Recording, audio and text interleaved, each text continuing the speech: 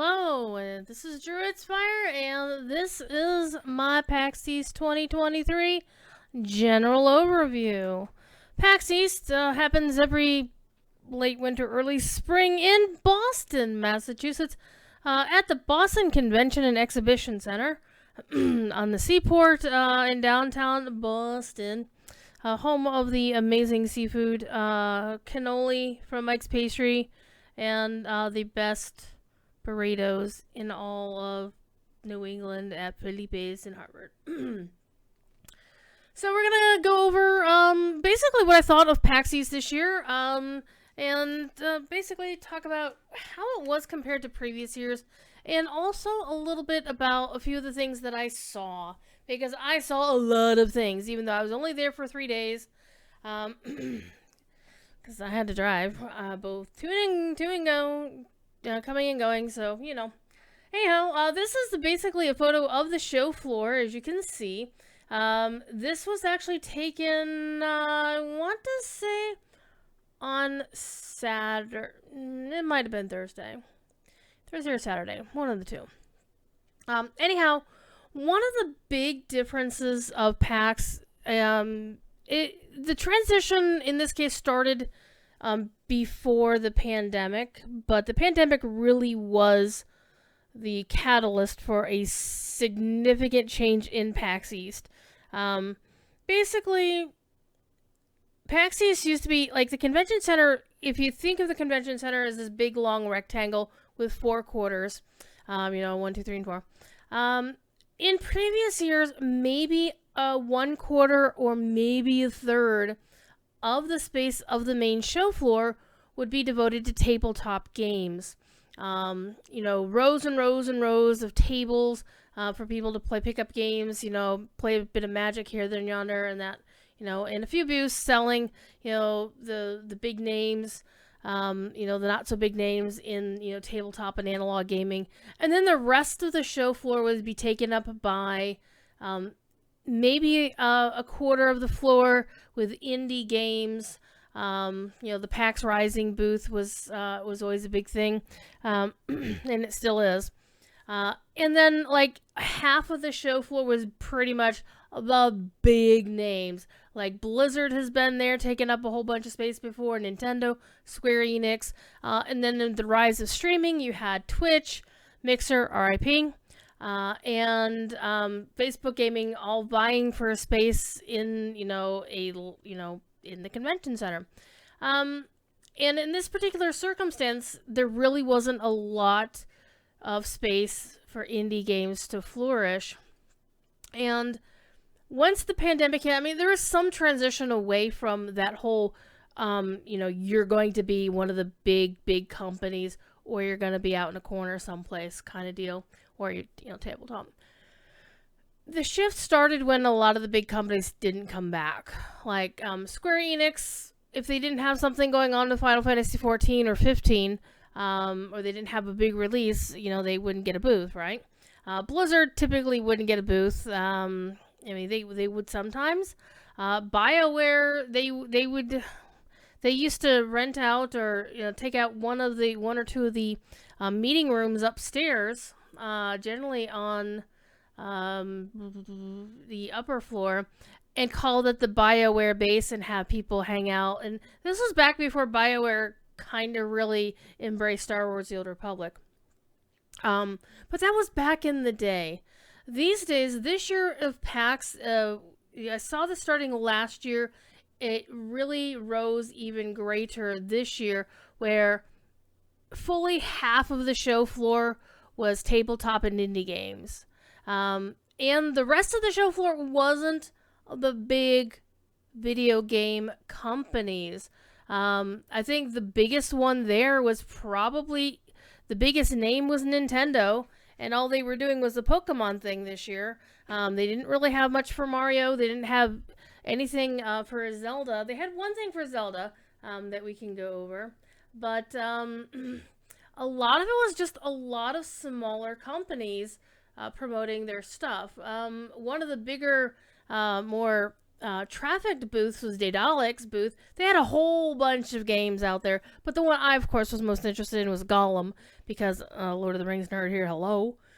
So I did take a brief spin on the game, and for what I played, I really enjoyed it. It was definitely a game in progress, a work in progress. There was some definite bugs, so, you know, you take it as it is. I didn't get a full turn on the demo. They have like a 45-minute demo for that game, and if we can get a copy of that, we'll take a look at it. We'll play through it on stream or something like that. If not, we'll discuss what I saw with the game, what I think of the game. And I'm going to give a shout out to my friend Benjamin, aka Lugia, who is on the publishing team for Nacon, the French company who is promoting the game here. And they had a pretty long line for their booth, but again, they didn't have a huge bunch of real estate on the show floor. Nintendo had a good chunk, but Nintendo also had something out in the lobby. We'll get to that here in a minute. But I attended one actual whole panel this year. There were a ton of panels. A lot of them were about how to stream, how to, you know, grow your Twitch channel or your streaming channel. How to handle sponsorships, how to get into the video game industry. There's actually two different sets of panels for that. The panel I attended was, to be fair, a little bit of a biased choice for me, because this is the first time my friends at Standing Stone Games were able to do a panel at PAX East, so, you know, bucket list there for some of them.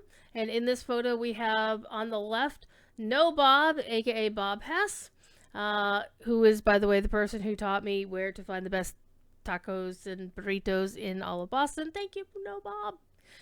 Next to him, we've got Brent Walton, Torque. Next to him, we have Sonia Macri, aka Artemis. And next to them, with the amazingly blue hair, is Tolero, DDO's game producer at this time. DDO, of course, being Dungeons & Dragons Online.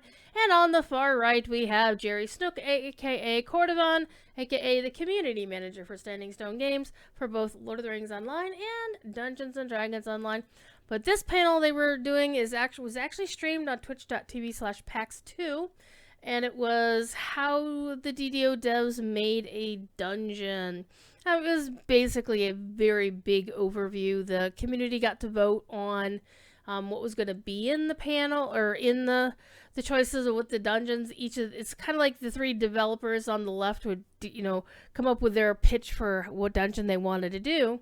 And then Tolero, as the producer, would have to decide which one, you know, would ask questions about, okay, how are you going to plan on to do this? What assets do you need? Blah, blah, blah. It was really informative, and I highly recommend going back and watching it. It's really, really cool. And of course, Cord on the right was moderating, as he does. So that was a lot of fun, getting to watch them discuss how they would make the dungeon. And the dungeon, there's going to be a vote currently still going at this time, where the community can vote on which of the three pitched dungeons gets to be actually put in the game later this year, which is pretty exciting for the community to get to actually, you know, contribute to that sort of deal. Okay, speaking of going back to Legend of Zelda, the Nintendo folks, of course, their big thing was Tears of the Kingdom is the new Legend of Zelda game coming out soon, TM.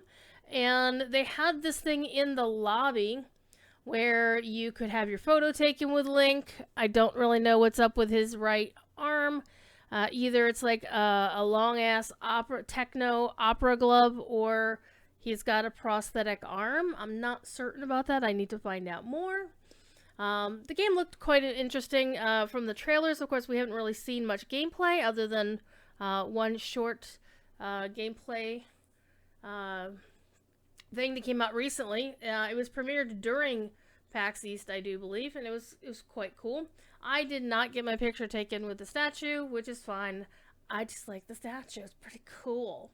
And I was basically taking up the lobby, part of the lobby, the big part of, as soon as you walk into the convention center from the front doors, like right there. So it was kind of cool.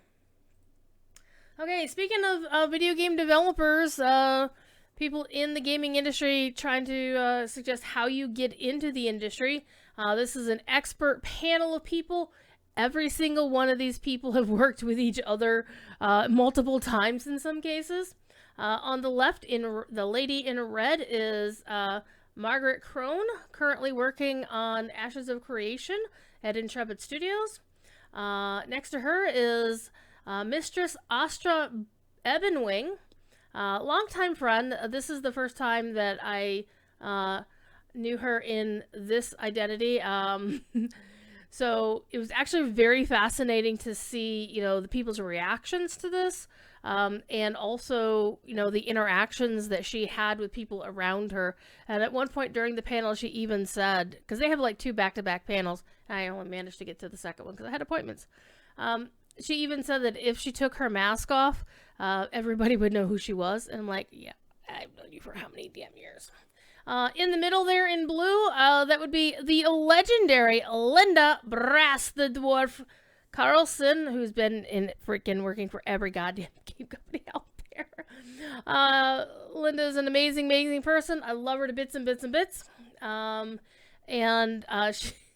think everybody at this table knows who my sister is, which is really funny. Maybe not T-Ray. T-Ray is the African-American gentleman on the, right next to Brass on the right.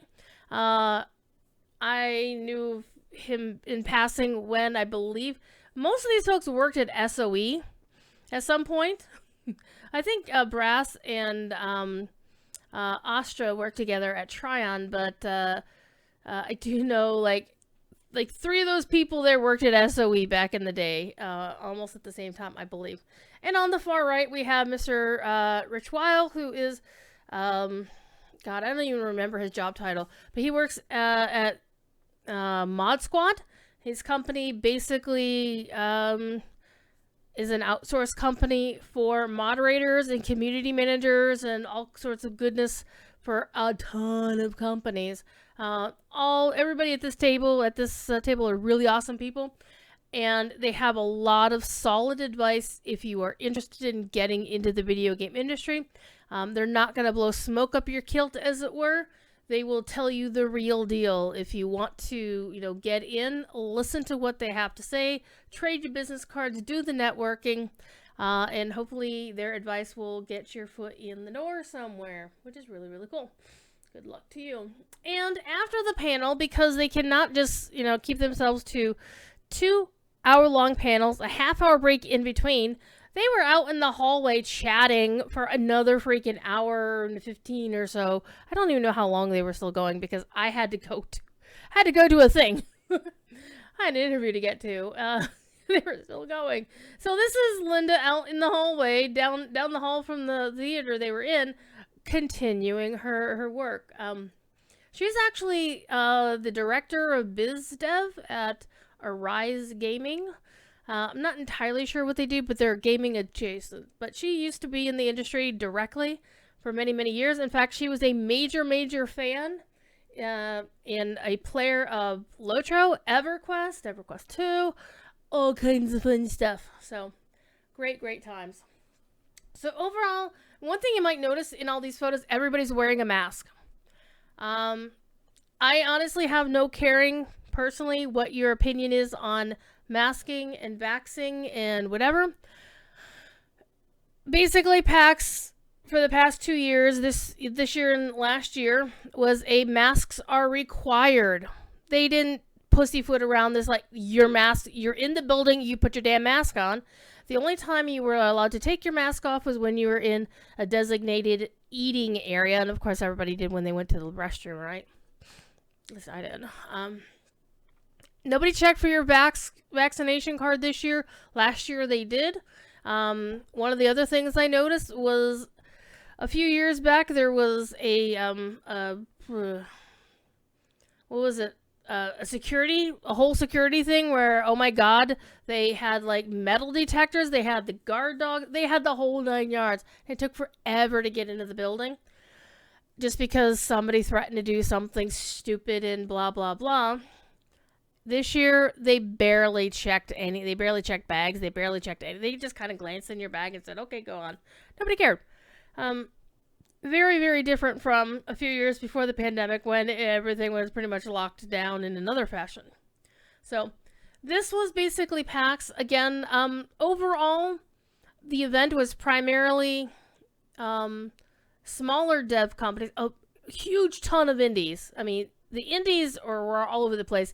The other main, section here, because this is looking toward the main floor, is if they weren't like a mid-range company, game dev company showing off their game, or an indie dev, or the tabletop people, everything else was just buy our stuff. It was actually like Intel was out there, Nvidia was there. People were selling their hardware, selling their merchandise. They were offering discounts for going. Come to our booth and buy your next gaming PC, or buy our graphics card, or buy our keyboard, or buy our whatever. It was very different. And in fact, a lot of the press emails that I got weren't actually press requests. They were, hey, come check out our booth and see the stuff this gamer gear that we're selling. Come buy our gaming chairs and that sort of thing. I don't know. I kind of find it a little... It's kind of sad because, I go to PAX East, number 1, to go hang out with my friends, 2, to do press stuff, and 3, to go check out the amazing games. And while there were a lot of games, there was a lot more selling of merchandise than there were about actual games, which kind of made me sad. Again, the biggest name there was Nintendo. I mean, there's some pretty decent, like Devolver always has a big booth, but not like a huge monster booth like they would have had in the past. So definitely a smaller scale than before. And the crowds were just not, like on Saturday, Saturday is always the busiest day at PAX, and it really wasn't that packed. There was still plenty of space to get around. So it was really a different experience than it had been in previous years. So that was pretty much PAX for this year. I'm going to be doing a series of videos here in the near future. I'm going to go over the games that I did direct interviews with. Got to do some hands-on demos. Some of them you can already play. Some of them are already released or newly released, or about to release between PAX and when I get to do the videos. Because, hey, guess who has a day job and a half? So, yeah, we're going to go over all those games one at a time and give them the attention that they deserve. And I'm going to tell you what I liked about them, what I thought about, the dev team, and hopefully there'll be something that you might like here. I'm also probably going to talk about a couple of games that I just kind of saw but didn't really get to play. We'll find out. But for the most part, everything will be the stuff that I had direct hands-on attention with. And those I'll just give you a quick rundown of the games I did play in no particular order because my spreadsheet's out of order. I checked out Embers, their game Strayed Lights, which is very fascinating. Battery Staples 30XX. Hell of an Office by Joystick Ventures, and I'll talk to you about the really cool piece of swag they gave me, which came in very handy later that night. Kraken Empire had a game called Toy Tactics, which I thought was pretty fascinating. We'll talk about that one as well. I had an opportunity to check out 3 games by Whitethorn, but I only got time for 2 of them. And so we'll talk about Botany Manor and Mythwrecked. Surfworks had a game out there called Feudal Lands, which was a medieval survival PvP game. So that's pretty cool. And I checked out 3 games by the Dear Villagers people. One was called Fabledom, which was a cute city/castle builder. We'll talk about that later. Born of Bread was an amazingly awesome little game where you are a flower golem out to save the world from the bad guys. And it looked really, really cool. I also checked out an unannounced cozy adventure by Dear Villagers, and I'll tell you the name of that game and what it was about in an upcoming video. And finally, the big one that I checked out, you can always tell if there's a game that's really, doing a bit of a splash when they have a big panel in the main theater, which means I'm going to go watch the video before I, because...